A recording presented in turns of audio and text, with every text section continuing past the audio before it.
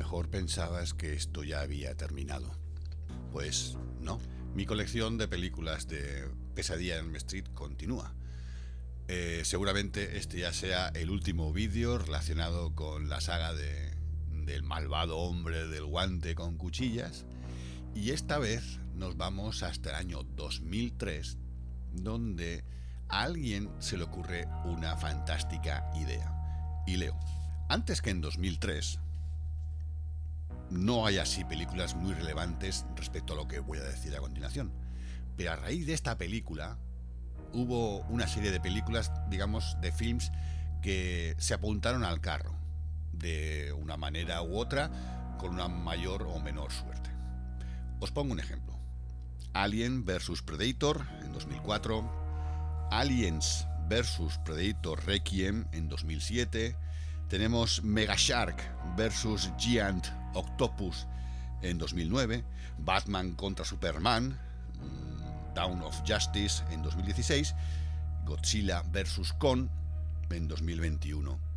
¿Os da una pista de lo que voy a hablaros? Antes que todas estas películas, a alguien se le ocurrió, supongo que no sé si habría cómics anteriormente, con distintos personajes, distintas franquicias, distintos mitos de una saga, que a alguien se les ocurre, pues, ¿y por qué no nos juntamos en una película? Así, en 2003, surge la fantástica idea de juntar a Freddy Krueger con Jason Voorhees. Freddy versus Jason. Freddy contra Jason. Así que, como digo, a alguien se le ocurre la fantástica idea de juntar al gran Freddy con el gran Jason Voorhees de Viernes 13. Antes de continuar, esta película fue en 2003 y Pesadilla en Elm Street ya llevaba años exprimiendo este personaje de Freddy Krueger, y ahora nos juntamos con este nuevo personaje, con Jason Voorhees, el cual ha protagonizado, como todo el mundo imagino que sabrá, películas como Viernes 13. La primera parte de Viernes 13, fantástica. También protagonizó Viernes 13, segunda parte, que también la tengo aquí. Como no, Viernes 13, tercera parte, o parte 3, fantástica. Ojo que aquí en Viernes 13 4 hablan del último capítulo. Esto ya no suena, ¿verdad? Por supuesto, cuando hay un final del último capítulo, tenemos Viernes 13, quinta parte, un nuevo comienzo. Ojo. Claro, seguramente habría muerto en todas y cada una de ellas, pero tenemos Viernes 13, sexta parte, Jason vive. A alguien se le ocurre Viernes 13, séptima parte, la película. Viernes 13, octava parte, Jason vuelve para siempre. No me preguntéis por qué, porque aún no recuerdo, pero Jason X, aquí se va al espacio. Y por supuesto, transcurrieron los años y volvió a hacerse el remake de Viernes 13. Bienvenido a Crystal Lake. No me pidáis, por favor, que haga un análisis de todas las películas de Viernes 13 que también poseo, como habéis visto en mi colección, porque son muchísimas.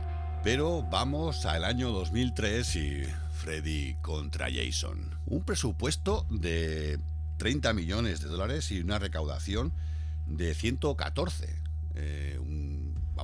Bastante éxito, llamémosle así, ¿verdad? Realmente no sé cómo llegamos aquí. Freddy está muerto, está atrapado en el infierno y, según parece, pues quiere volver, y lo que hace es resucita a Jason Voorhees, que también está muerto tantas veces, y bueno, lo utiliza pues para seguir matando a los jóvenes de Springwood. Esta película ya tiene otro aire más parecido a lo que conocemos hoy en día de estas películas tipo Scream. De hecho, el creador de Scream es el mismo del creador de Pesadilla en Elm Street, Wes Craven. Recuerda mucho a este tipo de películas. Ya la ambientación es distinta. Hay un asesino en serie y, bueno, en este caso hay dos asesinos protagonistas que todos conocemos de otras películas, y ahora queremos ver cómo llegan a convivir juntos en un mismo film, ¿verdad?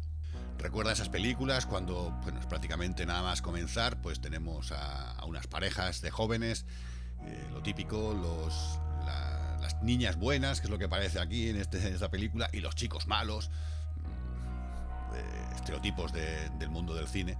Y bueno, pues hay sexo, como siempre, en este tipo de películas, y ahí es donde ya podemos meter a las ideas de cada uno. Sabéis que Jason Voorhees, cuando era pequeño, pues se ahogó en el lago Crystal Lake, del camping Crystal Lake, porque bueno, los monitores estaban haciendo otras cosas y desatendieron la vigilancia del niño de Jason, desatendiendo así la atención de los niños, en este caso de Jason. En esta película podemos ver una secuencia de cómo Jason, cuando era niño, pues en este campamento sufría bullying por parte de otros niños del campamento, bueno, pues por algunas deformidades. Era un poquito más, no sé, extraño y más introvertido el chaval, y los demás se aprovechaban de ello y le cae al lago. Y en vez de estar atendido o vigilado por los monitores de este campamento, estos monitores, como digo, estaban haciendo otras cosas sexuales. Y bueno, pues esa es la causa por la cual, ¿no? No quiero destripar mucho más de Viernes 13 porque, bueno, pues ya lo veréis. A mí es otra saga que me encanta, sin pedir mucho más de lo que yo quiero ver en ese sentido, ¿no? De aquel tipo de películas. Y en este sentido, Jason, cuando vuelve en esta película, pues es prácticamente lo mismo. Es asesinatos lo más extravagantes posibles, a base de machetazos y mucho muñeco, ¿no? Que es lo que hemos estado hablando de estas películas que a mí personalmente me gusta, ¿no? Queremos ver la lanza como atraviesa a la víctima, o un hachazo, o no sé, muertes así un poquito brutas. Y bueno, pues eso, que sabemos lo que son, pero eso es lo que llama la atención de esta saga de Viernes 13. Por otro lado, tenemos al bueno de Freddy Krueger, que sabemos, ¿no?, cómo se las gasta. Y aquí, pues bueno, pues coinciden. En esta película, como digo, se juntan, que en una casa, hay una serie de jóvenes practicando sexo en una fiesta, y bueno, pues aparece Jason porque Freddy le ha resucitado, digamos, para poder asesinar a la gente, y que la gente le recuerde a Freddy y no se quede perdido en el infierno. ¿Y cómo consigue eso? Pues que realmente estos chicos estaban en la casa de Pesadilla en Elm Street, en el 1428 de Elm Street, en Springwood. Entonces ya los policías dicen, bueno, aquí ha matado a alguien, y bueno, pues han pasado muchos años, pero recordamos que en esta casa sucedieron cosas relacionadas con un tal Freddy Krueger. Entonces ya vuelve a hablarse de Freddy, y entonces ya digamos que Freddy vuelve a tener la fuerza suficiente para hacerse presente, ¿no?, en estos asesinatos y en la historia, y que la gente de Springwood no consiga recordarlo y no se ha olvidado. Es curioso cuando ya empiezas a investigar un poquito sobre la película, empiezas a hablar, a informarte en documentales. Ves en esta película, por ejemplo, como uno de los productores de New Line Cinema, que ha participado en la mayoría de las películas de Pesadilla en Elm Street, es, por ejemplo, el director del instituto en esta película, de Springwood. Y dices, este hombre, pues mira, ha participado, es una especie de homenaje, ¿no? Que en este caso, pues eso, pues el director del instituto de Springwood es uno de los productores de toda la saga de Pesadilla en Elm Street. Tenemos un Freddy Krueger fantástico, protagonista, superstar, que sería, no sé, sí, vale, tenemos al actor, a Robert Englund, y bueno, podemos maquillarlo, modificar algo para que sea igual más moderno, pero bueno, prácticamente podría ser difícil, ¿no? Pero no lo es, porque es quien es. Sería mucho más sencillo, ¿no?, pues recrear de nuevo al Jason, porque durante todas las películas de Viernes 13, bueno, ha pasado un montón de actores, y como va tapado con una máscara, pues no habría ningún problema. Pues creedme que este es, para mí, el peor Jason de toda la saga. O sea, no se parece en nada. Fijaos lo que os estoy diciendo, que sería una persona con una máscara. Pues no. Yo mismo me podría poner esa máscara y me parecería bastante más a cualquier Jason que aparece en todas las anteriores películas de Viernes 13. No me gusta en absoluto, más delgado, no sé, no un mechón aquí, no sé, me parece muy decepcionante, quizás sea la palabra, del Jason que aparece en esta película. Y eso que es un personaje que a mí, en el mundo así del cine de terror, me encanta Jason Voorhees, pero aquí me da muchísima pena y me da, o sea, muy, repito, muy decepcionado con este Jason que me han recreado aquí. Las muertes y todo eso no, encajan perfectamente con el espíritu que Jason Voorhees en Viernes 13 nos transmite, ¿no? Lo que os he comentado antes, esos asesinatos brutales y exagerados, pero bueno, que es lo que ha hecho famoso a este personaje, ¿no? A este asesino. Pero ya te digo, la representación es, para mí, físicamente es cero.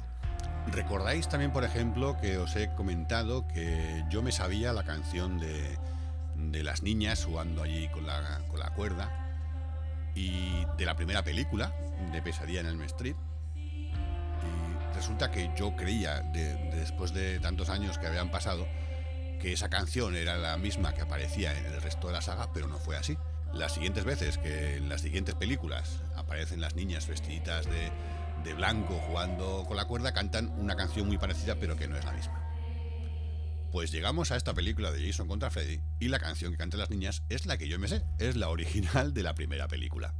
También daba bastante importancia cuando, por ejemplo, en otras películas no conseguía escuchar la sintonía original, ¿no? de la película de Pesadilla en Elm Street. Aquí la conseguimos. Y también conocemos cómo es la sintonía de la película de Viernes 13. Y aquí hay algo fantástico, porque se entrelazan las dos canciones, las dos sintonías. Tenemos la canción de Pesadilla en Elm Street y hay un momento determinado que se junta con ese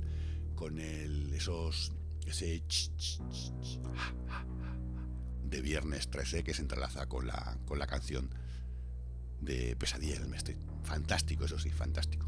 Hay una terrible pelea y mueren los dos. Vamos a dejarlo ahí. Mueren los dos. Pero si hay algo que sabemos, tanto de Freddy, pero sobre todo de Jason Voorhees, es que Jason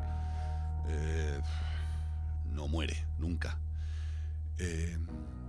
Creo que la vez que más cerca han estado, que no sé si ahora mismo no recuerdo, tendría que volver a ver cuál es la última película de Viernes 13, que sería la Jason X seguramente.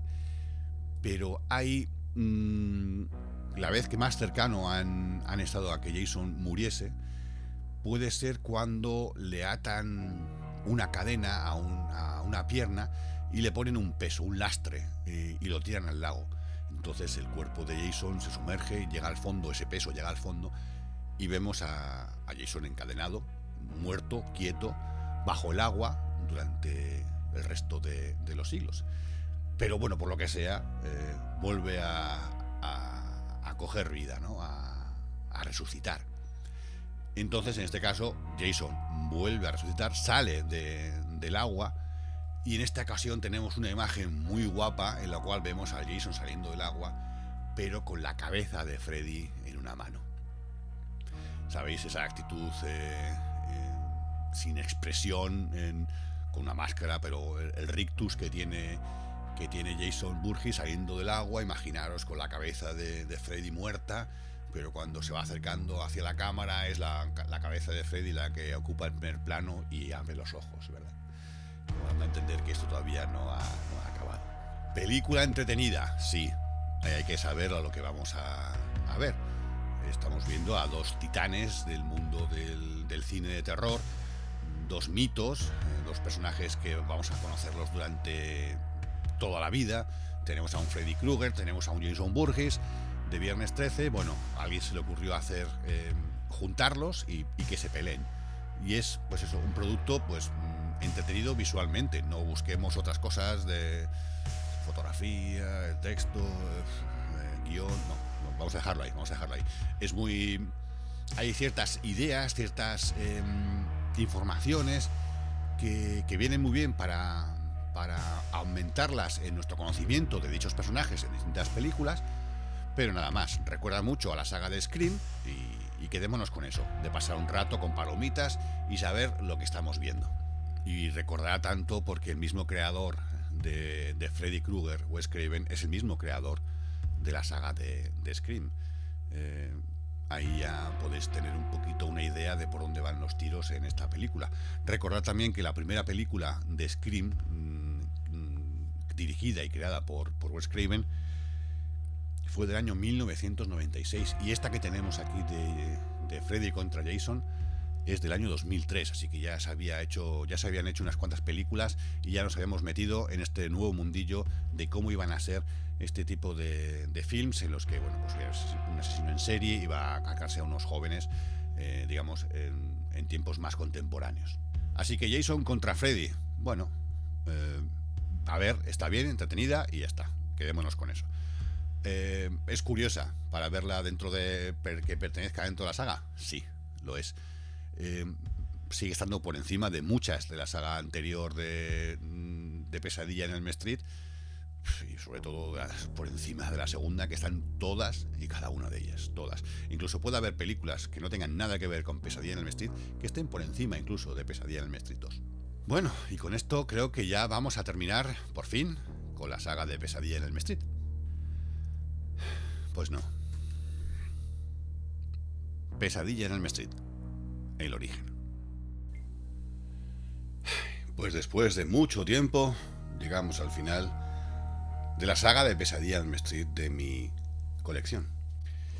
¿Qué tenemos de Pesadilla en Elm Street? Ya llegamos al final, en este caso con una versión, un remake, un vuelta atrás para contemplar la película Pesadilla en Elm Street, el origen. He de decir que hubo una oleada de películas que el mismísimo Michael Bay llevó a cabo como, no sé, parecía una especie de algo personal.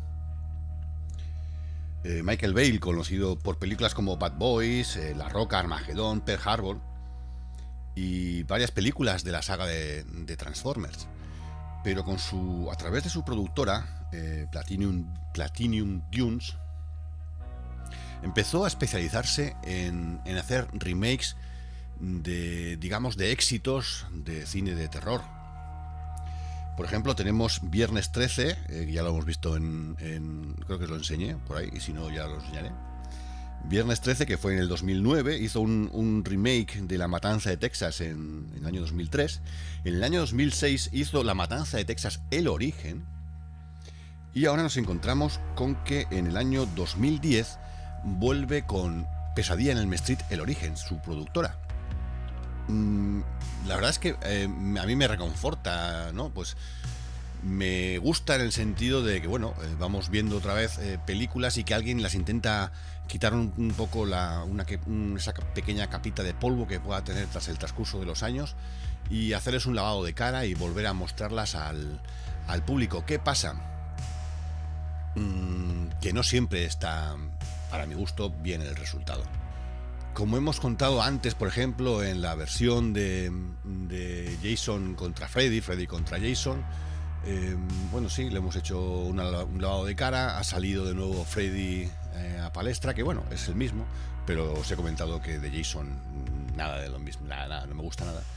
Y por ejemplo en el remake de la productora también de Michael Bay, la de Viernes 13, pues tampoco me gusta para nada el Jason que se muestra en la pantalla. Esta película tuvo un presupuesto de 35 millones y logró una recaudación de casi 120 millones. O sea, digamos que Freddy todavía seguía ahí, ¿no? En auge. ¿Qué es lo que tiene de bueno y qué es lo que tiene de malo para mí? Esta película, para mi gusto, está bien hecha. Tiene su toque de terror. Es más seria. No vemos aquí la chanza, no vemos aquí la broma que podía tener, el sarcasmo que podía tener Freddy Krueger de Robert Englund. Y aquí nos encontramos con otro Freddy.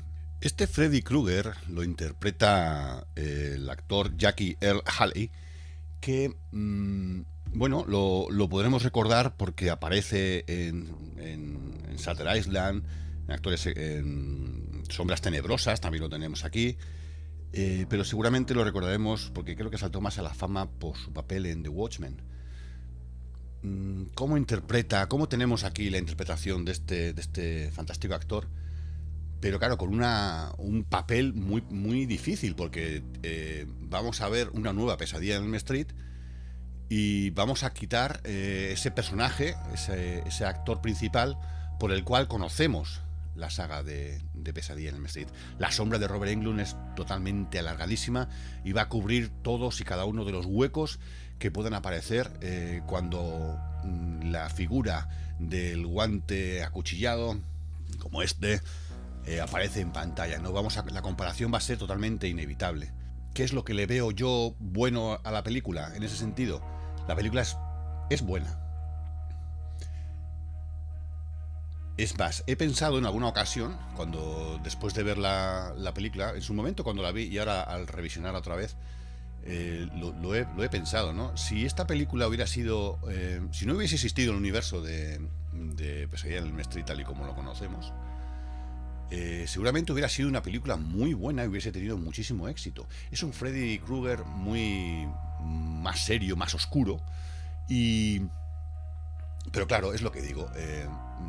En cada actuación que vamos a ver a este Freddy vamos a hacer la comparativa con el Freddy que ya conocemos. La película comienza con una serie de imágenes de niños jugando.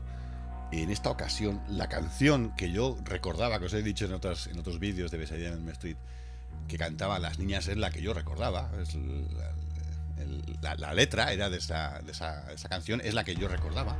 Empieza a surgir son unas fotografías con personajes tachados, sobre todo niños, y la sintonía que suena da a recordar, ¿no? a la que todos tenemos, la que conocemos de Pesadilla en Elm Street, hasta que bueno, sucede una serie de cosas y de repente pues en los créditos el título, Pesadilla en Elm Street, el origen, y en ese momento ¡zas!, la sintonía original tal y como la conocemos. Brutal la secuencia del comienzo. Entonces la película va avanzando y cuando nos queremos dar cuenta van sucediendo cosas exactamente iguales que recordábamos de la primera Pesadilla en Elm Street. Entonces nos damos cuenta que realmente lo que han hecho en esta película es volver a hacer la película de Pesadilla en Elm Street, incluso copiando asesinatos. Recordáis el asesinato en el techo de Johnny Depp, recordáis la escena de la bañera, el del guante surgiendo entre las piernas de la protagonista, de Nancy, la secuencia de Tina cuando es asesinada y Nancy despierta, bueno, se queda dormida, perdón, en clase y la ve dentro de aquella bolsa de plástico de cadáveres arrastrándose por el pasillo de aquel instituto y dejando un reguero de sangre a su paso. Esas secuencias se repiten, hay muchísimas secuencias que se van repitiendo. Y de nuevo, lo que os he dicho antes, si esta película hubiese sido la primera, si no tuviésemos el recuerdo de lo que ya hemos vivido en la primera Pesadilla en Elm Street, pues hubiese sido genial, pero es totalmente inevitable compararla con la que conocemos.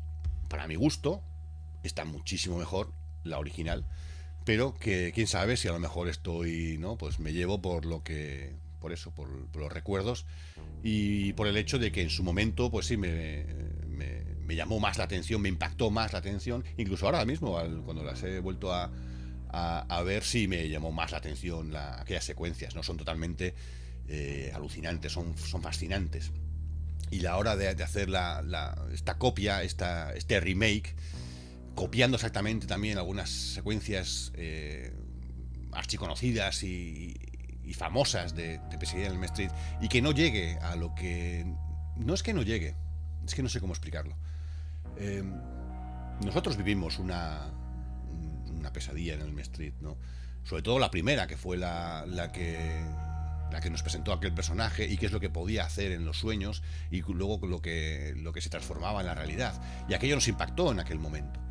Y ahora querer hacer una copia más seria pero copiando y calcando casi distintas escenas alucinantes y que todos tenemos marcadas, ¿no? Cuando vimos, y pues nos da la comparativa, ¿no? Tanto como el personaje, como os he comentado, ¿no? Es curioso porque en esta película, que es más oscura, como digo, sí encuentran y sí muestran la relación, digamos, tóxica que tenía Freddy Krueger con los niños. Tenía una serie de lugares, una especie de cueva mágica con la que engañaba a los niños para llevárselos a su cueva, a su escondrijo que tenía donde vivía Freddy Krueger. Y sí es cierto que tiene, no se llega a ver, evidentemente, pero sí cuando encuentran el refugio en el cual Freddy Krueger vivió, encuentran una serie de fotografías en las cuales aparece solamente la protagonista. No se ve las fotografías, pero da a entender que algo turbio, ¿no? Pues había pasado entre Freddy Krueger y aquellos niños, ¿no? Sobre todo con la protagonista. Hay una secuencia que aparece Freddy Krueger delante de Nancy y le dice, me recuerda, sigues tan guapa como siempre. Quizás esto en la primera película, bueno, se dejó un poquito así por encima y no se llegó a profundizar. En esta película sí. Es más, es curioso porque en un principio, cuando los protagonistas descubren la relación que tienen con este Freddy Krueger, culpan a los padres, los padres evidentemente en un principio empiezan a ocultar, ocultar lo que sucedió. Incluso les cambiaron de colegio. Aquel colegio se cerró para intentar borrar lo sucedido. ¿Por qué? Pues porque fueron los padres los que después asesinaron y quemaron a Freddy Krueger por lo que había hecho. Pero es curioso, como digo, cuando los jóvenes empiezan a descubrir que era la relación que tenía. Incluso hay un momento en el que acusan a sus padres porque, como defendiendo a Freddy Krueger de que fuese inocente y que no había pasado nada. Pero hasta el hecho en el que encuentran una caja escondida con las fotos de Nancy, que parece ser que era la favorita de Freddy Krueger. Y eso es todo. La película es buena para ver, pero tiene una gran losa encima, ¿no? Una gran losa de un personaje que conocimos, de unas escenas que tenemos grabadas en la mente, y es muy pesado, es muy alargada, como he dicho antes, la sombra de Freddy Krueger sobre todo lo que muestra esta película, sin ser mala. Esta película, vuelvo a decir, si no llega a haber visto las otras, esta película hubiese sido buena. Me ha gustado todo lo demás, pero digo, siento repetirme, pero es que la comparativa con las que ya conocemos y con el personaje que conocemos puede, sobre todo, de sobremanera con todo ello. Pues ya nos despedimos entonces de esta colección de películas que tengo. En este caso hemos hablado de la saga de Pesadilla en Elm Street. Ahí tenéis varios vídeos por ahí de las otras partes que hemos analizado, que hemos comparado. Si tuviera que hacer un ranking, la última de todas sería la 2, que creo que en su momento lo hemos comentado. Y no sé, son todas muy buenas. Hay algunas que, evidentemente, con el transcurso del tiempo y viendo que el personaje se convierte en todo un icono, pues lo van llevando a un tipo de cine o a otro, ¿no? Hasta algunos dudaban, y la pesadilla final, aquella que hacen una película dentro de la película, pues, a mí me gustó muchísimo. Pero bueno, hemos llegado al final y terminamos con esta película del 2010, Pesadilla en Elm Street, el origen, y ponemos fin ya a mi colección de Pesadilla en Elm Street. Espero que os haya gustado. Y por supuesto, como en todas y cada una de las películas de Pesadilla en Elm Street, siempre los finales dejan una pequeña puerta abierta para quién sabe si poder regresar algún día. ¿Creéis que Freddy Krueger regresará? ¿Creéis que Pesadilla en Elm Street volverá a formar parte de la vida de los adolescentes? Nos vemos y nos escuchamos aquí en el Rincón de lo Arcano. Adiós.